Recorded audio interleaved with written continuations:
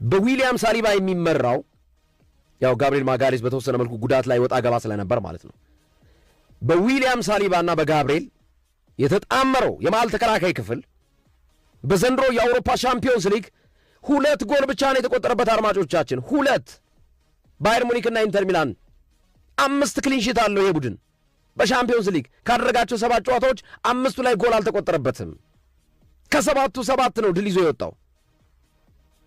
ኢቭን ኢንተር ሚላን ላይም 3-1 ነው ያሸነፈው። 3 ጎል ተቃራኒ መረብ ላይ አሳርፎ ነው 1 ጎል የተቆጠረበት። ያቺ ጎል ስትቆጠርባቸው አርሰናሎች ምን አይነት ስሜት ነበራቸው? አንዷ ጎል በመቆጠሯ ማለት ነው። የተከላካይ ክፍሉ ብስጭት ስሜት የታየበት ነበር። ምን ያህል ቡድኑ ዲፌንሲቭሊ ስትሮንግ እንደሆነ ማሳያ ነው። ይህንን ቡድን ሰብሮ መግባት በጣም ከባድ ነው። በጣም ከባድ ነው። እንደ ድሮው በቀላሉ የሚታለፍ ተከላካይ ክፍል አይደለም ያለው። የተወሰኑ ቡድኖች ይህንን ተከላካይ ክፍል ሰብሮ በሻምፒዮንስ ሊግ ጎል አስቆጥሯል። ኢንተር ሚላንና ባየር ሙኒክ ሁለቱም 3 እና 4 ጎል የተቆጠረባቸው ቡድኖች ናቸው በአርሰናል ማለት ነው።